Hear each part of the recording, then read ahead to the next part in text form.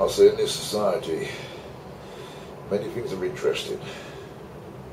Many things make you think. Many things force you to think. One of the reasons why I say I love evil, to make this clear for you, alright? For those who are wishy-washy, those who have no understanding of philosophy, those who have no understanding of art and science, it might be best to leave this one alone. But let me tell you why I say this loudly. One of the reasons why I love evil is because it's woven itself perfectly into the fabric of everyday society. But what it's done to this day is it's invisible. It's to the shadow.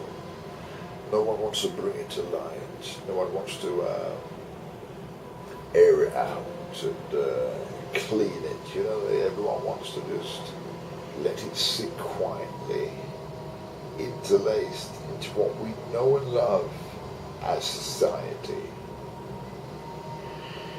Now, you have to understand this. Every form of existence has duality. The bigger the heart, the darker the thoughts. They work and walk hand in hand. So what I'm interested in and what I'm very aware of is duality and the fear which people have for the most ancient practice known to woman and man since the beginning. You see, it is fear that you harness closely to your heart that allows evil to be invisible. It is of an age where you must bring it to the light, air it out, give it space to breathe, give it space to live. Because the more awareness of it, the less power it has to perform, act, and sustain. Please remember, if you go to any part of London which is known for its gun crime or knife crime, or anywhere in the world really, different parts of the world obviously different than what I mean by that is, particularly in developed society, evil is something which is never spoken of, never mentioned, never brought to light.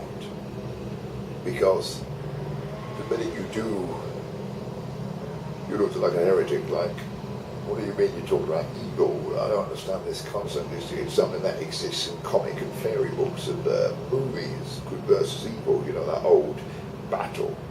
They were never versus each other, they were one and the same. They were one and the same. Yeah? Now please don't confuse evil, okay, with mental distortion, yeah? Mental imbalances, mental unsustainability, yeah?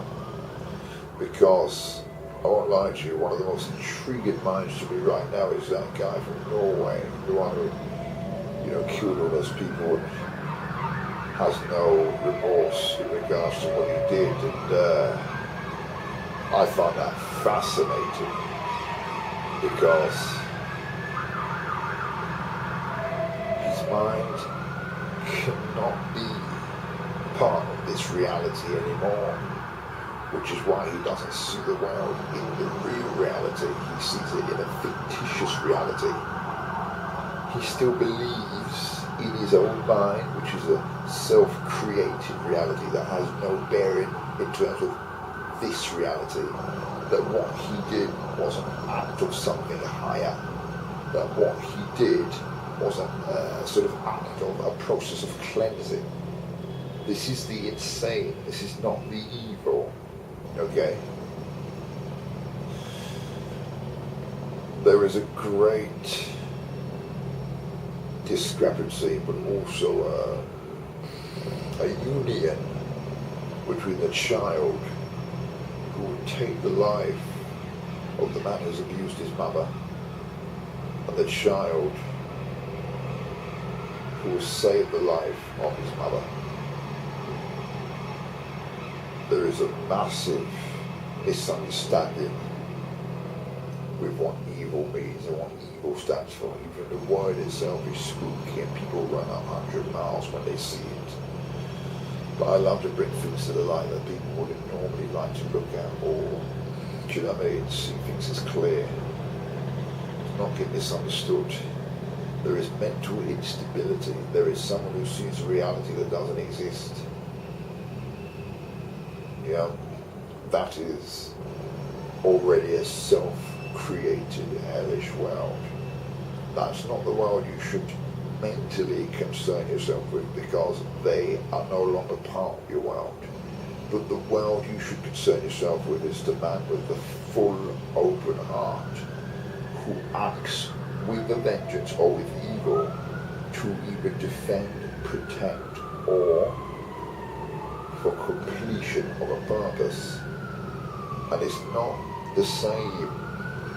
Please, you have to understand, the evil of somebody like Hitler cannot be compared to the evil, okay, of an act of war in regards to two forces who were at war with each other. Yeah, because it's give and take on an ongoing basis. It's a very, very deep philosophical concept, and it would take hours and hours to really bring this one to the light. But I'm going to touch on this now, and I'm going to touch on this again another time. One can no longer fear evil. One can no longer fear the repercussions of murder or respect it either, because the dimensions, the planes which we move through, are necessary for our growth. However, everybody has to answer to their action in the end, in some form or another. Now, if I didn't answer that correctly, I'm going to go through this again and get it much better and much thorough. It's such a deep concept and it's such a controversial one. But it was in the heart, it was in the mind, so I said I'll speak on it. Rebel business.